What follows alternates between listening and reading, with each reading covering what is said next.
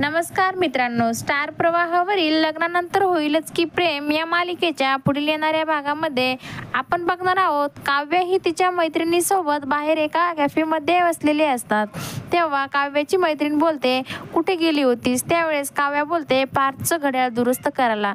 तेव्हा त्याची मैत्रीण म्हणते, बदल दिसतोय, मांजरीचा सूर हळूहळू बदलतोय. आणि त्या दोघी हसू लागतात. तर इकडे आपण पाहतो, रम्या आणि वसुंधरा जीवासमोर जाणीवपूर्वक बोलतात. रम्या ही वसुंधराला बोलते, किती लोकांचा स्वयंपाक करायचा आहे गाई. तेव्हा वसुंधरा ही रम्याला म्हणते, तू, मी आणि मानिनी, असं ती म्हणते. जीवाला खूप राग आलेला असतो. त्याच वेळेस नंदिनी तेथे येते आणि वसुंधराला म्हणते, जीवाबद्दल वाकडं बोलण्याआधी माझ्याशी बोलावं लागेल, असं नंदिनी वसुंधरा आणि रम्याला बोलते. तेव्हा वसुंधरा आणि रम्या खूपच घाबरलेल्या असतात.